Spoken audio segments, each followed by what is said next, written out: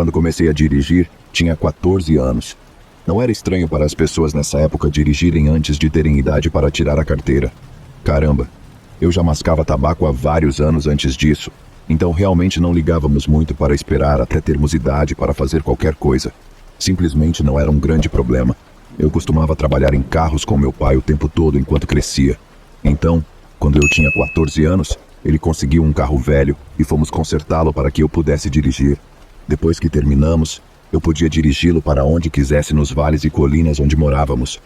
Meu pai até me deixava dirigir até a cidade de vez em quando, mas não com muita frequência. A polícia na cidade realmente não se importava que eu fosse menor de idade, mas meu pai não queria que eu me aproveitasse disso o tempo todo. Nessa noite, porém, fui buscar meus 2 melhores amigos para dar uma volta de carro. Isso foi no final dos anos 60. Não aprovo isso agora, mas conseguimos algumas cervejas na casa do meu amigo George e decidimos sair e dirigir pelas colinas e nos divertir. Sendo tão jovens, não precisávamos de muita cerveja para ficarmos bêbados demais, a ponto de não deveríamos estar nem perto de um carro. Beber era uma coisa que meu pai definitivamente ficaria muito bravo comigo por fazer. Então, dirigimos para bem longe e encontramos um lugar na beira da estrada. Era uma área relativamente segura, bem tarde da noite, onde não teríamos problema em ficar sozinhos. Era difícil dizer quanto tempo ficamos lá, nos divertindo. Quero dizer, éramos jovens, e obviamente todos éramos fracos para a bebida, então não bebíamos demais. Mas ficamos bem bêbados, e perdemos a noção do que estava acontecendo. Ninguém pensava muito nisso, pois éramos todos rapazes, e nossos pais não se importavam que ficássemos fora até tarde da noite. Eles sempre pareciam felizes se estivéssemos fazendo as coisas que eles também faziam quando tinham nossa idade. Depois de um tempo, percebemos que era melhor voltar para a civilização. Todos concordamos em ir para a casa de George, porque o pai dele não se importaria que estivéssemos bebendo. Os outros 2 queriam dirigir, mas eu não deixei. Era meu carro, e eu não queria que ninguém mais o dirigisse. No entanto, em retrospecto, talvez eu desejasse que tivessem dirigido. Eu estava tão bêbado que era difícil perceber para onde estávamos indo. E estando lá fora nas colinas, nas estradas rurais, era difícil realmente saber para onde estávamos indo. Tudo parecia exatamente igual. Fizemos algumas curvas que não tínhamos feito antes e eu tive muita dificuldade para encontrá-las. As estradas nas colinas eram muito sinuosas e confusas às vezes, então era muito fácil se perder se você não estivesse prestando atenção. E acabamos ficando muito perdidos. Um pouco depois de nos perdermos, os outros caras continuaram insistindo que eu os deixasse dirigir. Eles insistiam que eu os tinha perdido, porque estava mais bêbado do que eles, e que qualquer um deles conseguiria nos levar para a casa de George. Mas eu não estava prestes a deixar ninguém mais dirigir meu carro ainda, então continuei ignorando-os, insistindo que estava apenas momentaneamente perdido. Em um ponto, enquanto eu dirigia morro acima, de repente vi algo na frente do carro. Havia um homem de aparência muito estranha parado bem no meio da estrada, e ele estava com as mãos levantadas como se quisesse que parássemos o carro. Ele parecia um psicopata que escapou de um hospital para criminosos insanos. Meu amigo Phil, que estava no banco do passageiro, gritou para eu frear. Claro que eu estava intoxicado, então isso foi mais fácil falar do que fazer. Não consegui frear antes que o carro passasse direto pelo homem na estrada. Mas não houve impacto. Não sabíamos se tínhamos atropelado o cara ou se ele tinha pulado para o lado, mas parecia que o tínhamos perdido. Nenhum de nós teve coragem de sair e verificar, infelizmente. Se você tivesse visto o cara, entenderia por quê. Qualquer lenda urbana que você já tenha ouvido quando um assassino grotesco é descrito, imagine ele e era aquele cara. Fizemos a única coisa que um bando de garotos de 14 anos assustados poderia fazer. Fugimos o mais rápido que pudemos. A experiência me deixou bem mais sóbrio, então consegui dirigir e eventualmente encontrar nosso caminho de volta ao território familiar. Depois disso, fomos para a casa de George para dormir. Não temos ideia do que aconteceu naquela noite, apenas que todos nós vimos acontecer. George achava que era um fantasma e Phil achava que era um lunático. Mas nunca o encontramos novamente, nem houve qualquer dano ao carro, então não o havíamos atropelado.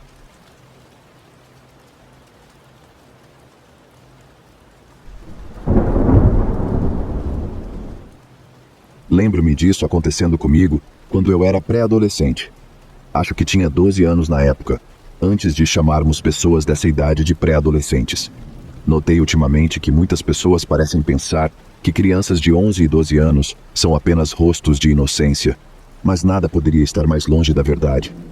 Especialmente quando eu tinha essa idade, sabia que os meninos eram tão ruins, se não muito piores, do que os meninos mais velhos. Eu realmente não era como os outros meninos nessa idade, embora eu tenha que admitir que acabei ficando assim mais tarde. Porém, quando eu tinha 12 anos, realmente não me interessava por muitas das coisas que os outros meninos se interessavam.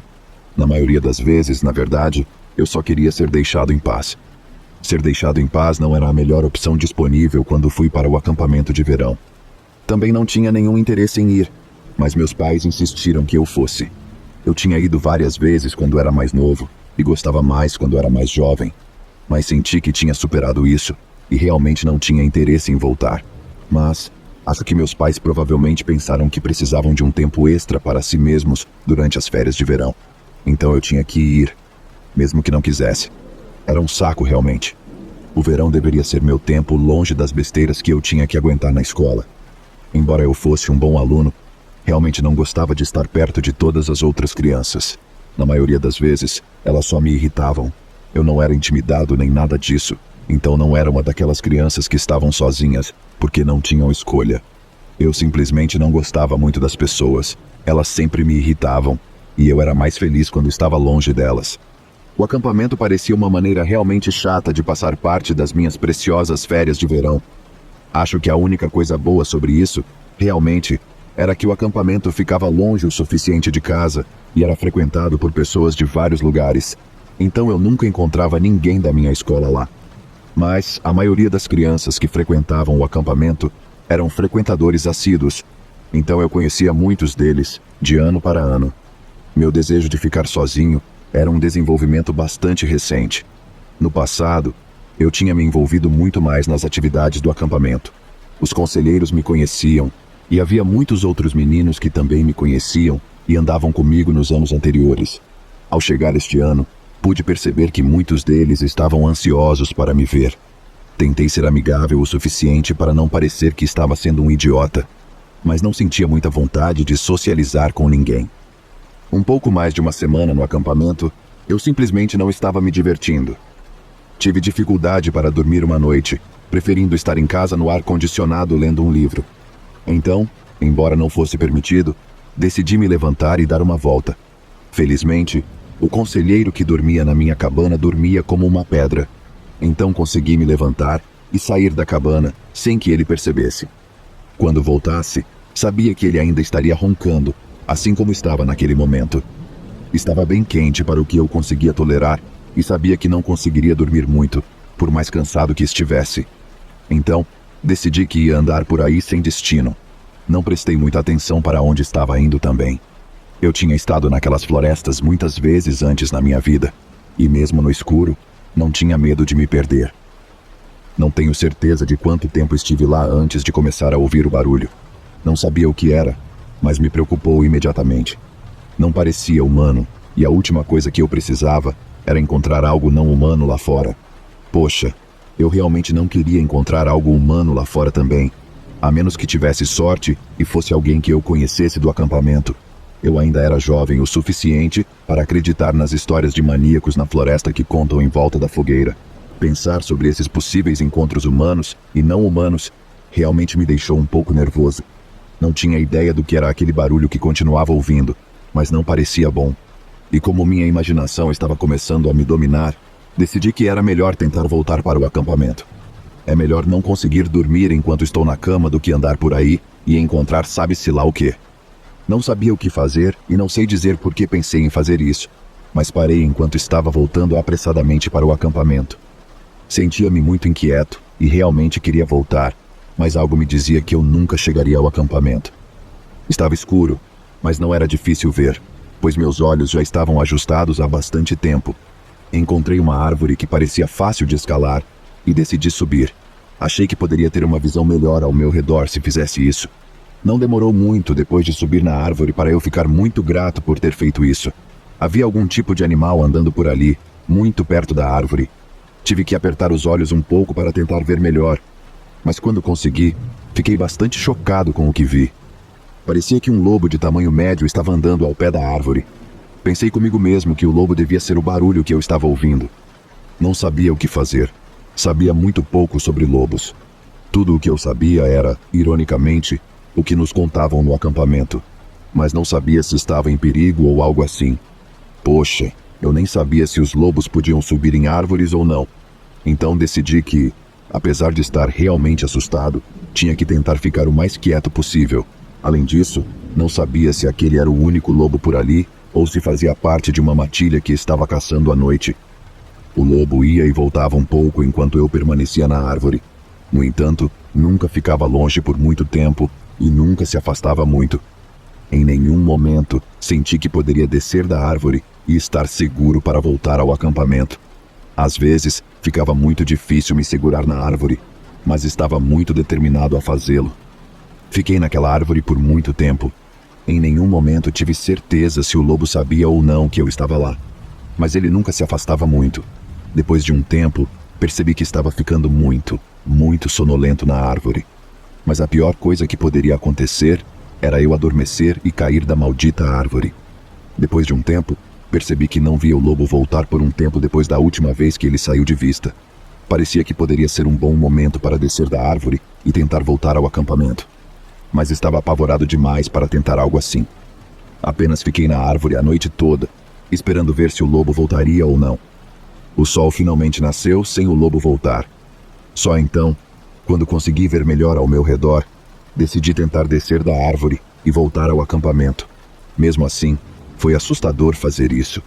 Meu cérebro estava extremamente cansado de não ter dormido nada durante a noite, e eu não estava totalmente no controle das minhas faculdades. Então, eu pulava a cada ruído, pensando que o lobo ou sua matilha estavam atrás de mim. Consegui voltar ao acampamento antes que todos acordassem. Consegui rastejar de volta para a cama e fingir que estive lá a noite toda. Fingi estar doente naquele dia para ficar na cama e descansar um pouco. Foi a última vez que andei pela floresta no meio da noite.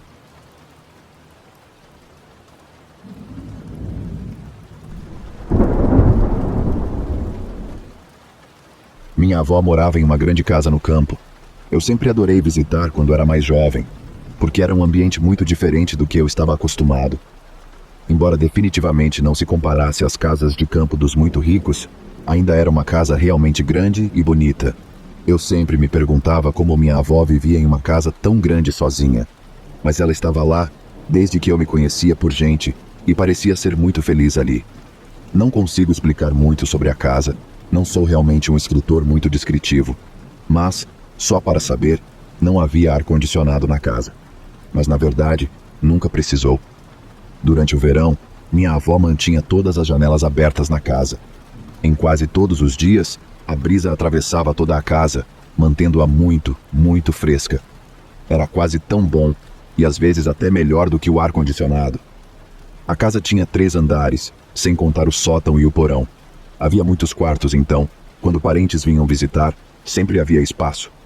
Além disso, havia quartos que eu nunca tinha entrado antes. Eu sempre me lembro, e sempre amarei aquela casa grande. Porém, houve um verão em que não me diverti muito lá. Eu era bem jovem na época, mas não posso dizer exatamente quão jovem, mas era jovem o suficiente para ter uma imaginação ativa, o que percebo que poderia afetar como percebi as coisas. Estar no campo e naquela casa grande poderia abrir sua mente para muitas possibilidades, especialmente quando você era criança. Nesse verão, eu estava passando uma semana na casa da minha avó sozinho. Eu sempre gostava de dormir em um determinado quarto no 2º andar da casa. Raramente subia ao 3º andar da casa, mas por falta de muito o que fazer, fui explorar essa área durante essa semana. Cheguei até a subir no sótão e dar uma olhada por lá. Não havia realmente nada interessante lá.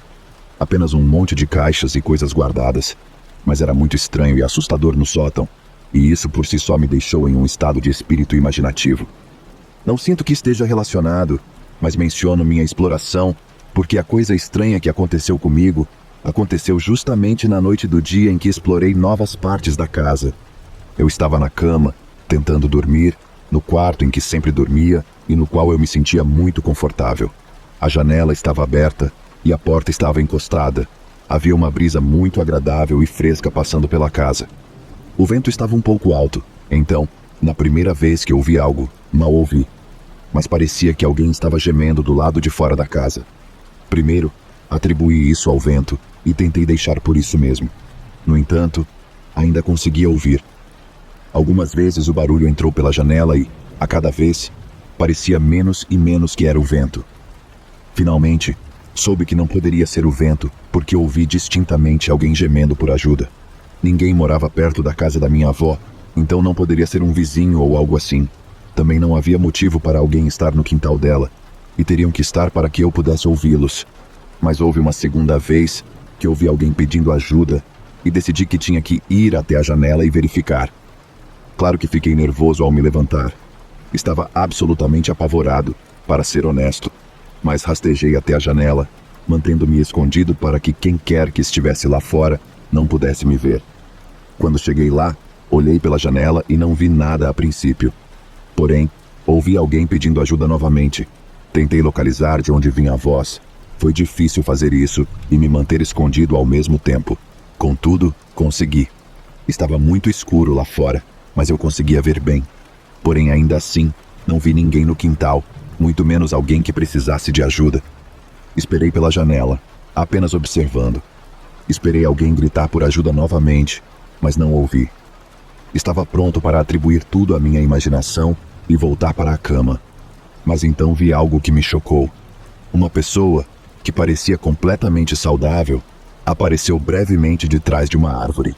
Ele olhou na minha direção, provavelmente não me viu, e então se escondeu atrás da árvore novamente. Ele então gritou por ajuda novamente.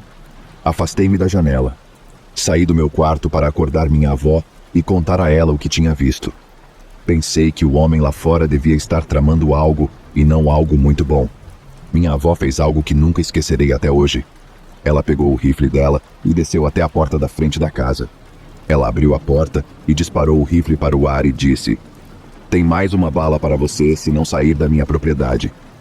Eu não estava no meu quarto, mas aposto que, se estivesse, teria visto aquele cara correndo depois que minha avó disparou.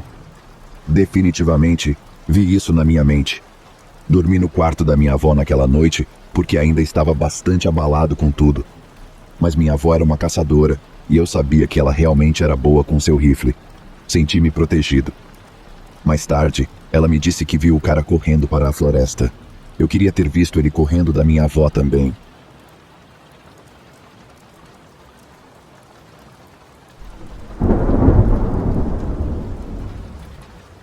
Anos atrás, eu estava em casa da universidade e estava passando a noite com minha namorada.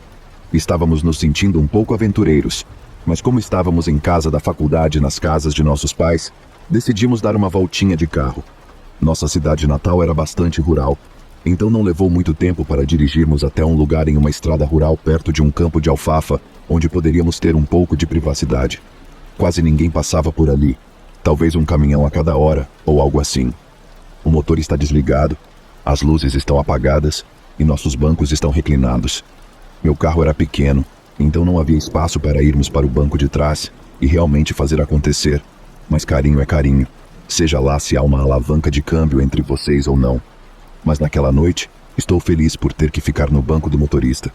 Logo que as coisas começaram a esquentar de verdade, vi alguns faróis no retrovisor vindo pela estrada. Isso não era grande coisa, então diminuí a ação um pouco esperando-o passar. Mas à medida que o caminhão se aproximava, seus faróis de repente se apagaram. Minha namorada ainda não estava totalmente ciente disso, mas me afastei um pouco por curiosidade. Então, ouvi o barulho de um veículo diminuindo, o rangido de cascalho enquanto ele parava na estrada de cascalho atrás de nós. Estava escuro ali, sem postes de luz ou algo para se orientar, mas com o pouco de lua que havia, eu podia mal ver o contorno de um caminhão atrás de nós, sem luzes da cabine, sem motor ligado. Perguntei à minha namorada se a porta dela estava trancada. Isso a parou imediatamente. Ela disse que estava e perguntou por quê. Eu disse que tinha alguém atrás de nós, estacionado no cascalho. Ela imediatamente se endireitou e eu levantei meu banco, nunca tirando os olhos do meu espelho. Então, vi a porta do lado do motorista do caminhão se abrir. A luz da cabine ainda não se acendeu no caminhão, e eu nunca vi ninguém sair, mas aquilo foi um sinal para irmos embora dali. Disse à minha namorada que precisávamos sair dali agora, para o que ela respondeu bem quietinha. Ok. Liguei o veículo e, tentando ao máximo não derrapar no cascalho, dirigi o mais rápido que pude até a estrada. Dirigimos em silêncio por cerca de 2 minutos, indo de volta para a cidade quando percebi que não conseguia ver o céu claramente atrás do veículo. Estávamos sendo seguidos. O caminhão ainda não ligava os faróis, mas estava colado em mim, muito de perto. Informei calmamente minha namorada de que eles estavam atrás de nós, mas que tínhamos bastante gasolina e chegaríamos à cidade bem, sem grandes problemas. Ela disse ok novamente com aquela vozinha dela e ficou em silêncio, olhando para trás de vez em quando. Isso continuou por cerca de 2 minutos, e eu brevemente considerei chamar a polícia antes que os faróis atrás de mim se acenderam. O caminhão acelerou o motor, passou para outra pista, ainda estávamos em uma estrada rural de 2 pistas, e passou por mim, como um raio. Senti que deveria levá-la para casa nesse ponto, mas a última coisa que eu queria era que esses idiotas nos seguissem até onde ela morava. Quem quer que fossem, me deixaram inquieto. Eu disse isso a ela, e ela concordou. Fizemos um caminho confuso por vários bairros, antes de entrar em um beco sem saída, onde poderíamos sentar e esperar para ver se o caminhão ainda estava por perto. Nunca vimos o caminhão novamente naquela noite, mas ficamos constantemente de olho para garantir que estávamos seguros. Olhando para trás, tenho certeza de que eram algumas pessoas do campo acostumadas a pegar adolescentes se pegando perto de seus campos. Provavelmente queriam bater nas nossas janelas e nos assustar para se divertirem. Mas tenho que me perguntar por que nos seguiram por tanto tempo e por que passaram por nós daquela maneira. Estavam atrás de uma aventura, procurando por algum entretenimento? Pessoas ou pessoa assustadora da estrada rural? Melhor nunca nos encontrarmos. Vocês me dão calafrios.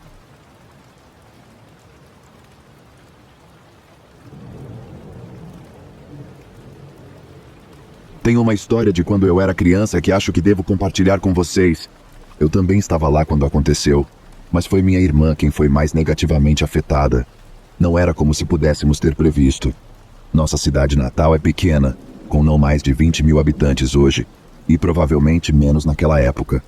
Crescemos em uma casa muito religiosa, onde a Bíblia era lida todas as noites, e íamos à igreja 2 vezes por semana. E apesar de não fazer mais parte da igreja, eu gostava daqueles dias. Todos eram gentis e amorosos, e era como ter uma grande família. Olhando para trás, nossa vida doméstica parece ter sido uma vida normal do meio-oeste. Martina, minha irmã, e eu nunca passamos necessidade. Nenhuma de nós jamais se sentiu sem amor ou sem apoio quando precisávamos. Quase diria que tínhamos pais perfeitos, ou pelo menos tão perfeitos quanto poderiam ser. Ainda temos uma relação muito próxima, e não hesito em procurá-los sempre que preciso de ajuda com meus próprios filhos. Em resumo, considero-me muito afortunada por tê-los como pais, e aspiro a ser pelo menos metade tão boa quanto eles foram conosco. Por melhores que nossos pais fossem, eles não podiam nos vigiar 24 horas por dia. Eles precisavam trabalhar e nós precisávamos ir à escola. Desde o primeiro ano, Martina e eu frequentávamos uma escola cristã privada na nossa cidade. Como a maioria das escolas normais, tínhamos um período de recreio que acontecia após o almoço, e foi durante um desses momentos que um estranho decidiu aparecer. Eu tinha 12 anos naquela época, e Martina tinha 9. Como a escola era pequena, todas as turmas tinham recreio ao mesmo tempo. Como qualquer irmã mais velha, sempre fui protetora de Martina. Mesmo quando ela estava brincando com suas amigas, eu verificava de vez em quando. Nesse dia, eu estava conversando com uma outra menina da minha idade, quando ela chamou minha atenção para algo. Olhei e vi Martina conversando com um homem perto da cerca. Como eu não o reconhecia, fiquei meio nervosa. Isso foi nos anos 90, lembre-se, todos nós, crianças, estávamos sendo constantemente alertados sobre o perigo dos estranhos. Infelizmente, Martina sempre foi amigável com qualquer um que fosse simpático com ela. Em um mundo perfeito, sua inocência seria doce, mas nosso mundo está longe de ser perfeito. Corri até a nossa professora e contei o que estava acontecendo. Ela decidiu correr em direção à cerca e eu a segui de perto. O homem aparentemente fugiu assim que nos viu chegando. Martina estava chorando quando chegamos até ela. A pobre menina não entendia por que havíamos espantado seu amigo e eu tentei explicar para ela, mas ela era muito ingênua e de bom coração. Depois disso, fiquei grudada em Martina. Nós almoçávamos juntas e eu ficava perto dela durante o recreio. Ela não gostava nem um pouco, mas eu não ligava. E por um tempo, sua segurança era tudo em que eu pensava. E meio que fiquei tão obcecada que tinha pesadelos de ela ser sequestrada. Era muita pressão para alguém tão jovem, mas o medo de perder minha irmã me deixava louca. Meus pais naturalmente estavam preocupados e fizeram de tudo para explicar os perigos, mas pararam quando ela parecia que ia chorar. E agora que sou mãe, entendo por quê. Há uma linha tênue entre ensinar uma lição importante aos seus filhos e destruir a inocência deles. Mesmo aos 12 anos, eu sabia dos perigos que os estranhos representavam, apesar de ainda não entender quais coisas doentias eles realmente planejavam. Só a ideia de nunca mais ver minha família já era suficiente para me manter segura. Até aquele incidente, sempre íamos e voltávamos da escola a pé, mas depois tivemos que pegar o ônibus. Isso tornava o dia escolar muito mais longo e eu rapidamente passei a odiá-lo. A escola levou os perigos a sério e contratou um segundo oficial de segurança para patrulhar o campus durante o recreio. Todas as medidas necessárias pareciam funcionar e vários meses se passaram, e parecia que o homem tinha ido embora. Eventualmente, o nível de alerta foi baixado ao normal e todos voltaram às suas vidas regulares. Até mesmo o segundo oficial foi demitido. Todos pensávamos que poderíamos retornar às nossas vidas antigas. Pelas aparências, o homem assustador havia desistido. Mas não era o caso. Ele havia se afeiçoado a Martina. Tudo o que ele tinha que fazer era ser paciente e esperar. Nós baixamos nossas defesas um dia, e quando esse dia chegou, ele atacaria. E esse dia chegou cerca de 9 meses depois, e não foi onde esperávamos. Já tinha quase um ano desde o incidente na escola. A maioria de nós havia retornado aos velhos hábitos. Eu tinha começado a deixar Martina fora de vista durante o recreio, assim como os professores. O único oficial de segurança restante passava a maior parte do tempo fumando em seu carro. É seguro dizer que ninguém estava preparado para o que viria a seguir. Era uma tarde de sábado, o primeiro fim de semana realmente agradável e quente do ano. Martina e eu estávamos no parque com nossa mãe e alguns amigos. Eu estava empurrando Martina no balanço há alguns minutos e agora estava bebendo água no bebedouro. Acho que ela estava sozinha quando ele a agarrou. Fui alertada pelos gritos dela e virei para ver o mesmo estranho correndo com ela nos braços. Imediatamente comecei a correr atrás desse homem, gritando freneticamente por minha mãe enquanto ia. Ela e algumas outras mães estavam logo à frente de mim, também correndo atrás dele.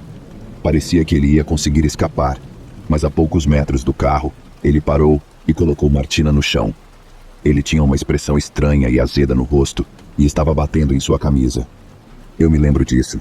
Ele estava prestes a pegá-la de volta, mas notou que minha mãe estava se aproximando. Ele hesitou por um momento antes de se virar e correr novamente para o carro. E, incrivelmente, ele deixou Martina para trás. Ele conseguiu chegar ao carro e saiu em alta velocidade, mas não antes de minha mãe e algumas outras anotarem a placa do carro.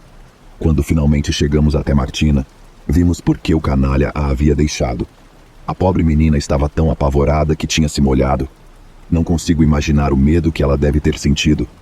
Minha mãe a pegou e a segurou apertadamente, e todas nós choramos copiosamente. Foi um misto de alívio e absoluto desgosto. Os efeitos do trauma apareceram quase imediatamente. Quando a polícia a questionou, Martina não respondeu. Ela permaneceu assim por vários meses. Essa menina, antes vibrante e falante, agora estava quase catatônica. Não importava quem falasse com ela não respondia.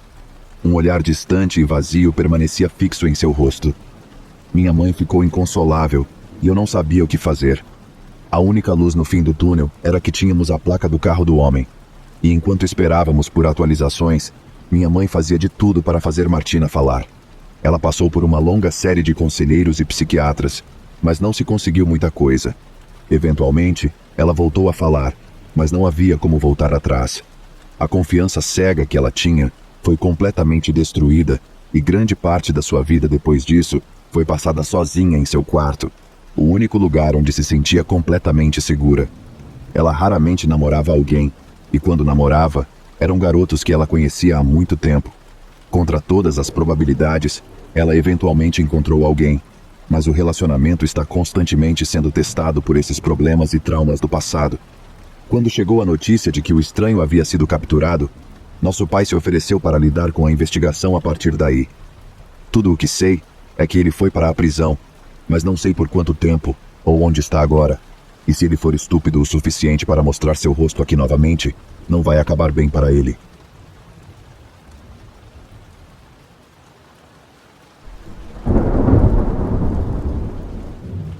No sábado, durante as férias de 2011 para 12, eu havia acabado de completar 18 anos na primavera anterior. E minha mãe, minhas irmãs e eu estávamos viajando do Canadá para visitar amigos e familiares e passar o Natal e o Ano Novo aproveitando o sol e relaxando na incrivelmente linda 7 Mile Beach.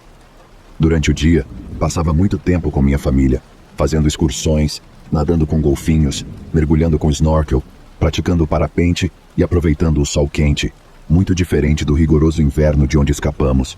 À noite, eu ficava principalmente sozinho para encontrar minha própria diversão. Minhas irmãs eram menores de idade, então não podiam sair para beber comigo. Passei muito tempo vagando pela praia, fazendo caminhadas noturnas e tentando conhecer outros jovens da minha idade. Na verdade, funcionou muito bem e conheci algumas pessoas legais.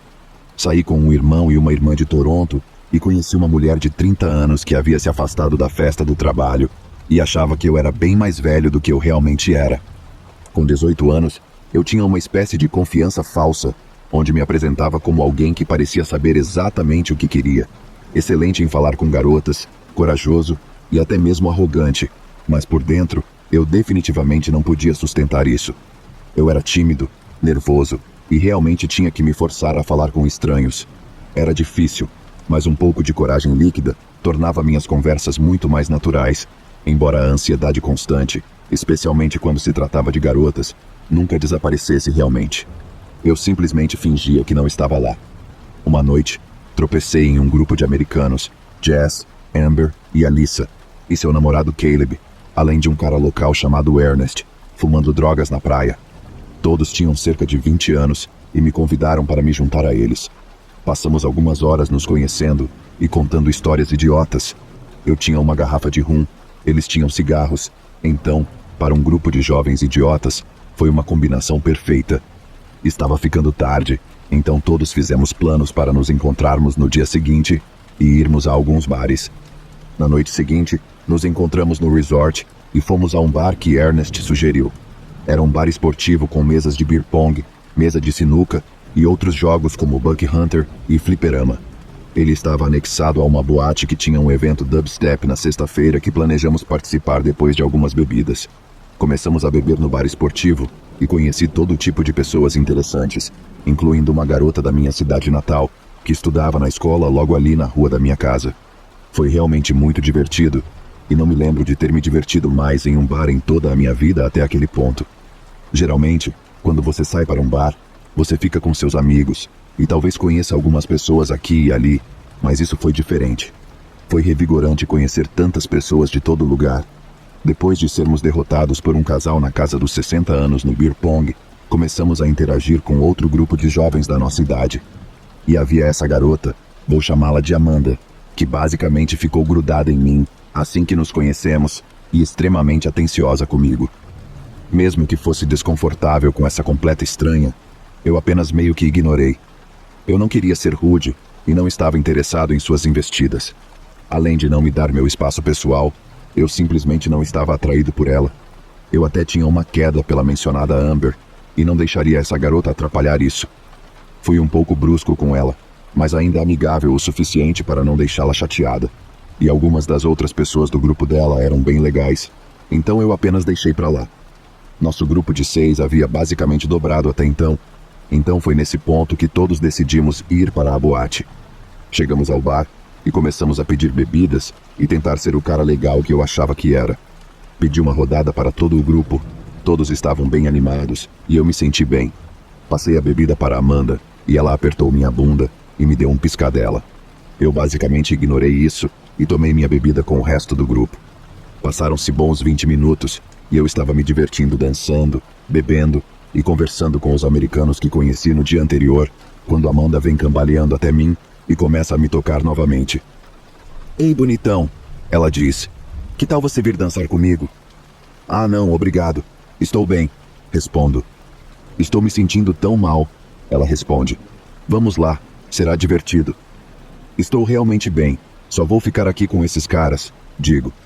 Ela parecia desanimada, e então ela fez uma reviravolta total que me pegou completamente de surpresa. Sabe, estou bem mal, ela diz. Você colocou algo na minha bebida? O que você está dizendo? Eu respondo.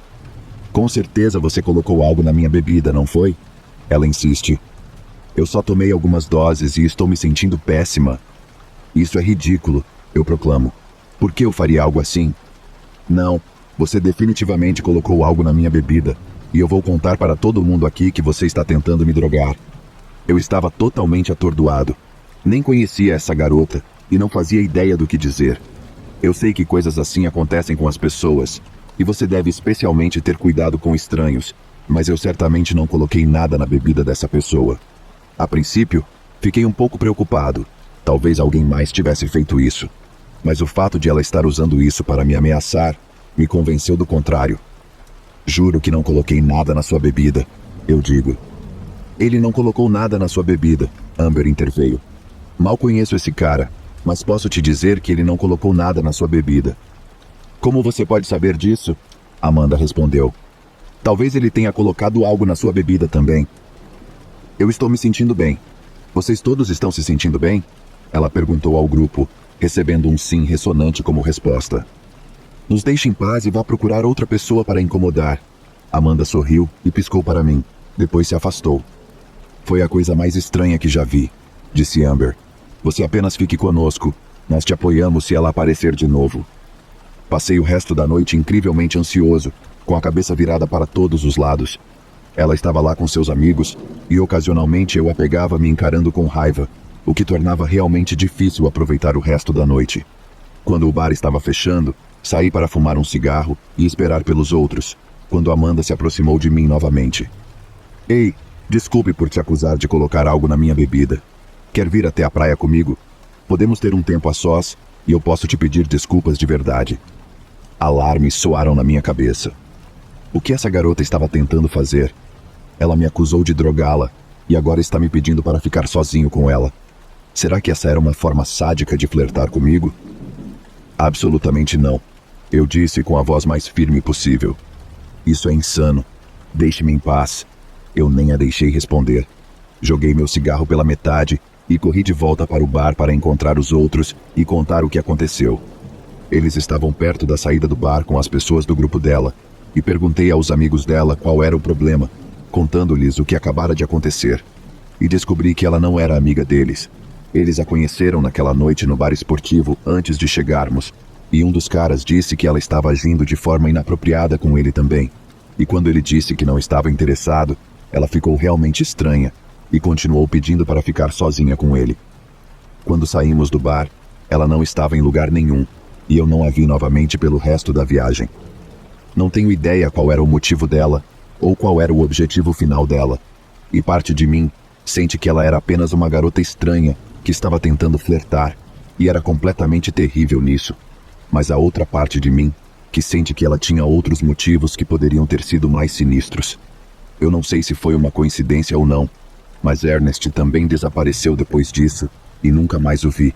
Então talvez eles estivessem conspirando para roubar as pessoas. Se fosse esse o caso, não foi muito bem planejado. De qualquer forma, foi bastante assustador, e sou grato por não tê-la encontrado novamente.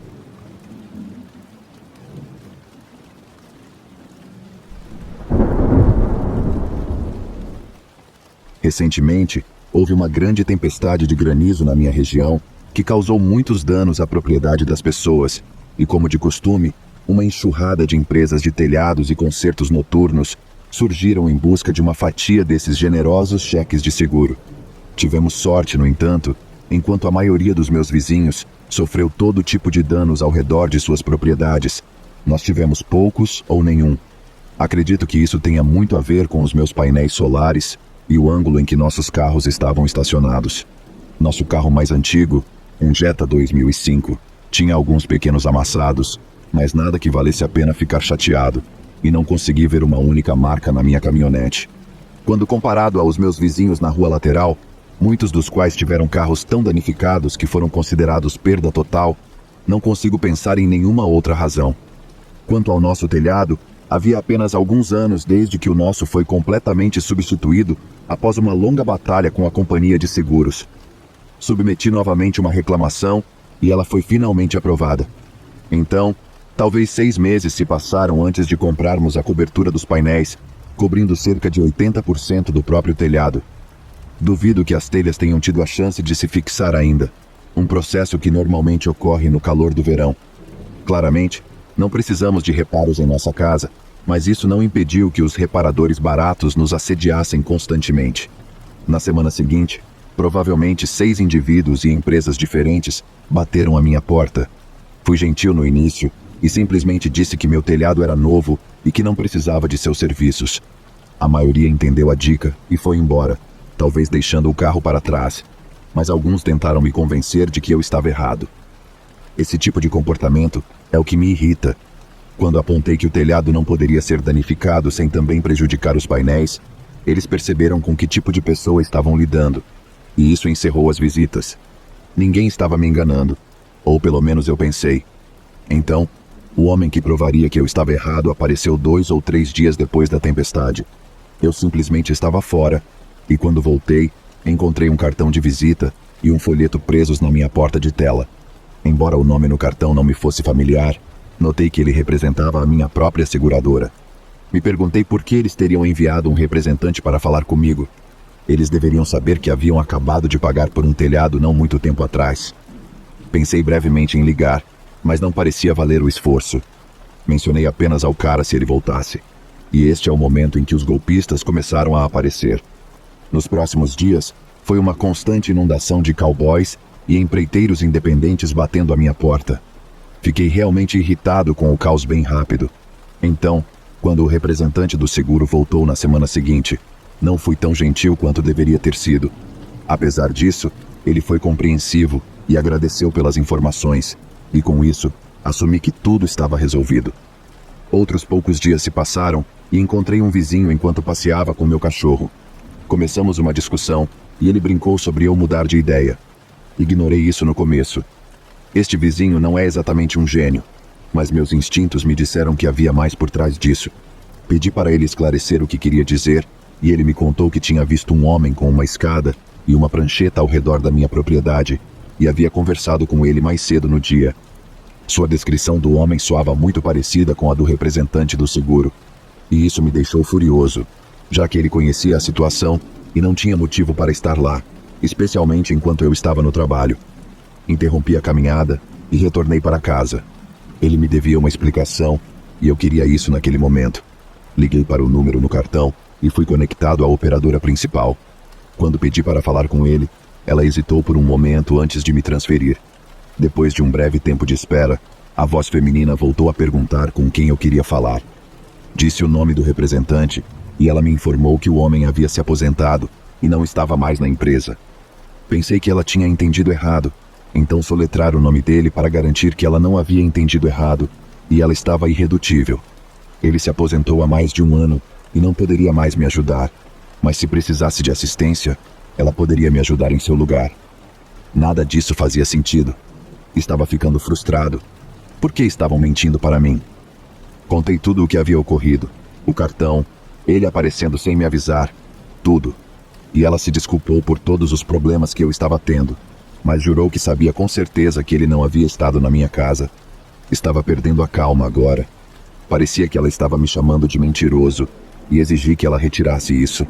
Estava preparado para cancelar minha apólice se ela não o fizesse, e ela me assegurou que não era essa sua intenção, e eu pude ouvir a relutância em sua voz e comecei a sentir que algo estranho estava acontecendo. Pressionei, empurrei até ela ceder e me contar tudo. Como acabou que o homem no cartão não poderia ter estado na minha casa. Ele se aposentou há quase 2 anos e foi forçado a fazê-lo porque tinha alguma doença terminal que o matou pouco depois. Mesmo depois de ouvir tudo isso, tive dificuldade em aceitar. Tolamente, pedi por provas, e foi quando ela elevou a voz. Eles eram amigos próximos, suponho, e ela havia comparecido ao funeral. Pude ouvi-la começar a fungar e perceber que talvez eu tivesse ido longe demais. Pedi desculpas, expliquei meu nível de confusão e preocupação. Depois de conversar um pouco mais, concluímos que tinha sido um homem se passando por um funcionário possivelmente para parecer mais profissional. Ele provavelmente recebeu alguns cartões do representante no passado, e agora que eu finalmente me acalmei, toda a situação ficou clara para mim. Ele usou as informações obtidas de uma conversa aparentemente casual para planejar um roubo em minha casa. Eu havia dado todo tipo de informação a ele, incluindo quando eu trabalhava. Ele deve ter estado no curso do roubo, mas foi assustado pela visão do meu vizinho. Nunca pensei que seria grato a alguém por ser tão intrometido, mas parece que me beneficiou neste caso. Tudo isso é apenas minha opinião, é claro, sem qualquer prova de arrombamento ou algo do tipo, terá que servir. Mas olhando para trás, me sinto estúpido por confiar tanto em um estranho aleatório. Ele deve ter sabido que o cartão funcionaria em algum idiota, que por acaso seria eu. Isso também explica por que ele foi tão compreensivo com minha insolência. Diante do que aconteceu, não converso mais com estranhos que aparecem na minha porta, por motivos óbvios. Encorajo qualquer pessoa que esteja lendo isso, caso tenham a infelicidade de ter um clima severo em sua área, a ser muito cautelosa com as pessoas que atrai. Eu pensei que estava esperto para todos os truques, mas eles me provaram errado. Se você não contatou ninguém para ir à sua casa, eles não devem ser confiáveis. Há muitas pessoas desonestas por aí, e seu número só vai aumentar à medida que a economia continua a sofrer uma queda. Faça um plano e siga-o. Caso contrário, você pode não ser tão sortudo quanto eu fui.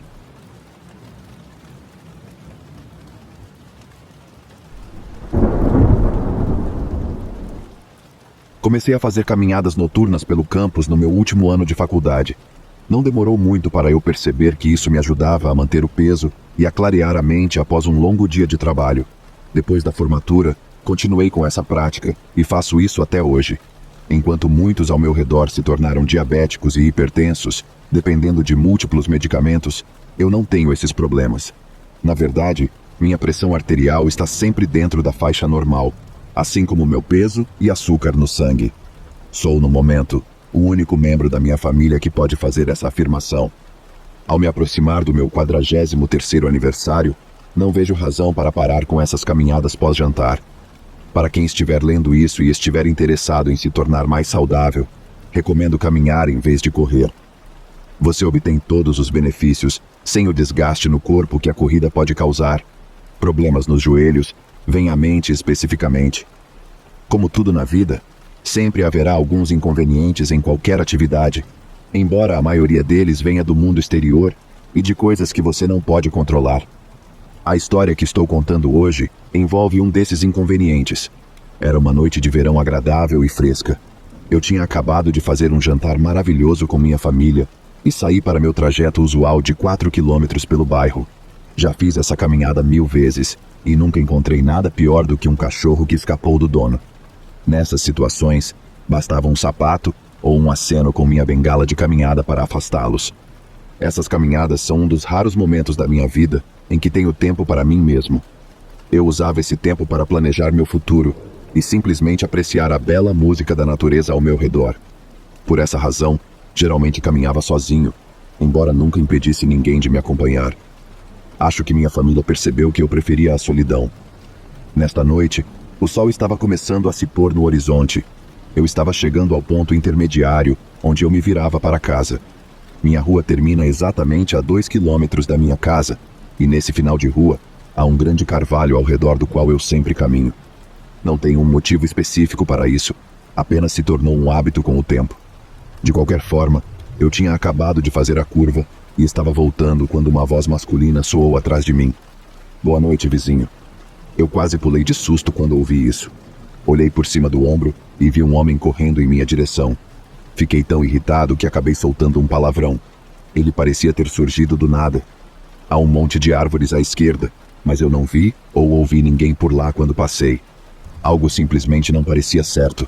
Estava escurecendo, mas pelo que eu podia ver, nunca tinha visto aquele homem antes e não tinha interesse em fazer amizades naquele momento, especialmente com aquele sujeito. Sua aparição repentina me deixou de mau humor. Eu normalmente não sou uma pessoa rude, mas algo nele me incomodava e isso ia além da sua chegada furtiva. Tentei me afastar dele, mas ele eventualmente me alcançou. Agora eu tinha certeza de que não o conhecia.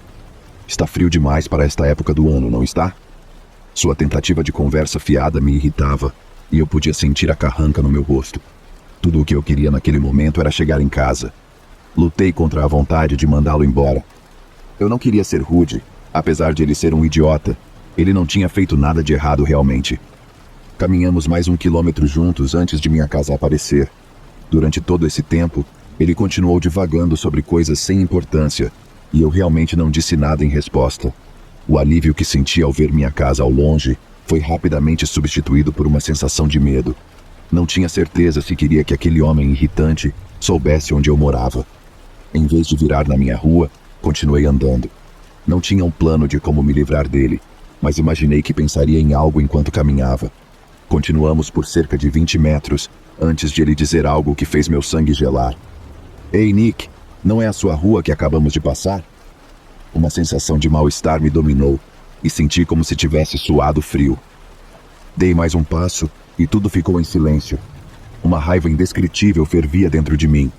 Eu podia ouvir meu coração batendo forte na cabeça, e finalmente, explodi com o homem de uma forma que nunca tinha feito antes com ninguém.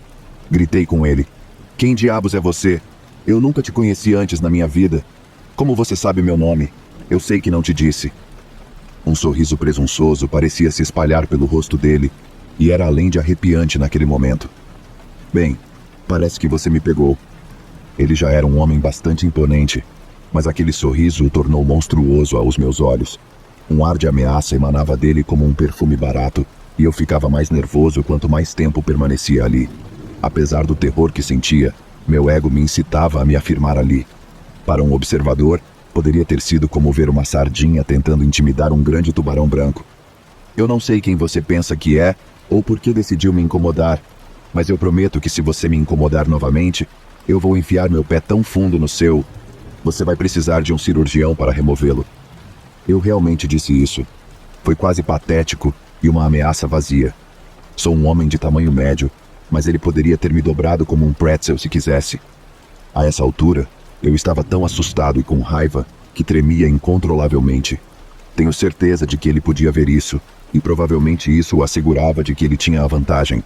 Mesmo depois de todas as minhas ameaças e gritos, aquele estranho sorriso nunca parecia desaparecer. Houve outro longo silêncio desconfortável. Quase me senti aliviado quando ele finalmente falou. Tenha uma boa noite, Nick. Eu não sabia como reagir, então apenas me virei e comecei a caminhar em direção à casa. A cada poucos metros, olhava por cima do ombro para garantir que ele não estava me seguindo. Cada vez esperava que ele surgisse logo atrás de mim e me estrangulasse com suas mãos enormes. Continuei assim até entrar em casa. Agora que eu estava seguro, o medo me dominou tanto que tive que correr para o banheiro e vomitar. Nunca tinha feito isso antes, mas depois de vomitar todo o meu jantar, enxaguei a boca e lavei o rosto na pia. Fiquei olhando para o meu reflexo, me perguntando por que reagi tão negativamente àquele homem. Nunca na minha vida tive uma experiência como essa. Nem posso explicar totalmente o que aconteceu. Tudo o que sei é que cada célula do meu corpo me dizia para me afastar. Sua presença simplesmente parecia errada por algum motivo inexplicável, e isso me fez odiá-lo. Se ele não tivesse agido tão estranho quando o confrontei, eu ainda estaria questionando meu comportamento. Agora sei que não estou explicando isso muito bem, e a maioria de vocês que estão lendo provavelmente acha que sou louco, mas só posso descrever como me senti naquele momento. Pensei brevemente em chamar a polícia, mas não tinha ideia do que diria se o fizesse. Fazer conversa fiada com um vizinho dificilmente é um crime, e se alguém agiu de forma suspeita, fui eu. Ameaçar agredir um estranho não parecia uma reação sã à situação. Escolhi ficar calado e não dizer nada, inclusive para minha esposa. Não havia como ela entender, e eu não a culpo. Após aquele incidente, comecei a carregar minha arma de fogo comigo nas caminhadas noturnas e mudei a rota que fazia. Felizmente, nunca tive outra experiência como aquela novamente, mas veria aquele homem mais uma vez. Já se passaram 5 ou 6 meses desde que ele e eu conversamos, e eu estava fazendo um bom trabalho em deixar o incidente para trás. Uma tarde, minha esposa e eu estávamos descarregando mantimentos do carro quando um sedã prateado de 4 portas passou lentamente. O motorista acenou para nós, e sendo o vizinho amigável que geralmente sou, acenei de volta. Mal tinha baixado a mão quando percebi que o motorista era aquele mesmo estranho. Todos aqueles sentimentos horríveis voltaram. Aquele sorriso horrível queimado em minha mente. E não sei por quanto tempo fiquei parado ali, até que a voz da minha esposa me trouxe de volta à terra. Ela perguntou se eu estava bem e disse que eu estava branco como uma folha. Em vez de revirar toda a história e correr o risco de parecer um louco, disse que provavelmente estava desidratado. Ela aceitou a desculpa e voltamos a descarregar o carro. 5 anos se passaram e eu não vi aquele homem desde então. Apesar de ter todo esse tempo para pensar sobre isso, ainda não tenho ideia de por que ele e eu cruzamos caminhos naquele dia. Ele obviamente me procurou, mas isso é tudo que posso ter certeza. Tive algumas pequenas desavenças com alguns vizinhos, mas nada que eu ache que justificasse contratar alguém para me intimidar ou até me perseguir. Ele nunca me deu um recado ou me ameaçou como você pensaria que alguém assim faria. A menos que ele apareça novamente ou alguém toque no assunto, só posso concluir que ele me escolheu aleatoriamente para intimidar. Agora que finalmente contei às pessoas o que aconteceu, pretendo fazer com que esta seja a última vez que falo sobre isso. Espero que compartilhá-lo aqui me permita deixar isso para trás de uma vez por todas e que possa ser esquecido para sempre.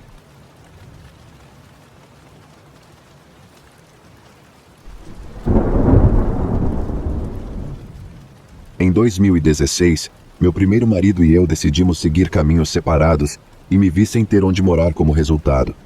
Com apenas meu cheque para contar, qualquer lugar que escolhesse seria um grande passo para baixo, e enquanto procurava, fiquei em um motel barato. Isso já foi um grande choque cultural por si só, e me motivou a encontrar um apartamento o mais rápido possível. Qualquer tempo livre que eu tinha era gasto procurando, e minha determinação logo deu resultado. Menos de 2 semanas se passaram e encontrei uma antiga kitnet perto do centro. Não havia aplicação ou depósito, apenas paguei o primeiro e último aluguel e me mudei. Considerando que eu tinha pouco mais do que roupas, esse processo não demorou muito. A localização não era ideal, mas pensei que não poderia ser tão ruim. A área tinha uma baixa taxa de criminalidade, ou pelo menos era o que o gerente dizia, e mesmo que ele estivesse mentindo, eu estava tão aliviada que não me importava. Bem, como você pode imaginar, não demorou 1 semana para o meu carro ser arrombado. Logo depois, a família do outro lado do corredor foi roubada enquanto estava fora. Crimes como furtos tornaram-se comuns ao redor do complexo. Cerca de 2 meses se passaram até que fosse a minha vez. Realmente não tinha muita coisa para roubar, mas não conseguia tirar a sensação de que tinha sido violada. Meu sono era repetidamente interrompido por pesadelos com homens armados e mascarados, e a falta de descanso afetava minha vida diária, tanto que quase causei vários acidentes de carro, se pode acreditar nisso. Depois de cometer um grande erro no trabalho, finalmente fui forçada a admitir que algo tinha que ser feito. Uma vez que o gerente concordou em me liberar do contrato de aluguel, comecei a procurar imediatamente um novo lugar. Durante esse período, os furtos continuaram e se tornaram tão comuns que a polícia parou de vir investigar. Toda noite que eu tinha que permanecer naquele lugar era um teste para minha coragem e sanidade. Eu estava ainda mais motivada do que antes para encontrar um novo apartamento, mas quando encontrei, quase fui recusada por causa do preço.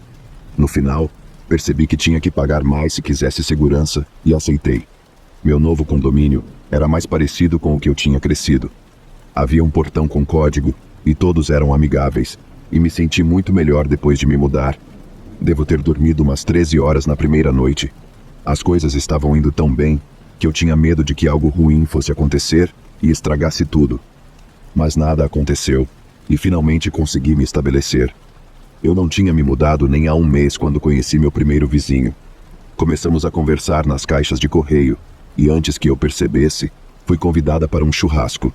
Apesar de alguns sentimentos residuais de medo que carregava do último lugar, arrisquei e aceitei o convite, e estou feliz por tê-lo feito.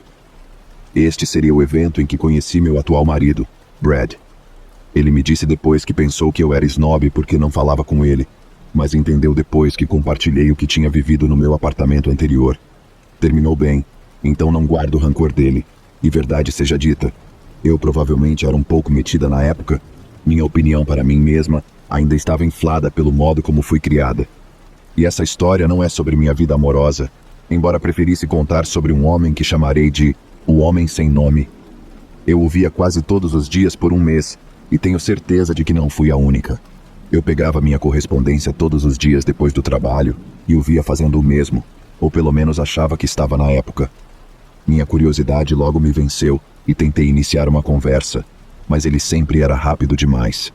Depois de conversar com alguns vizinhos, descobri que eles tinham situações semelhantes. Exceto pelo filho de uma mulher, ninguém nunca trocou uma única palavra com ele. Ninguém sequer sabia seu nome.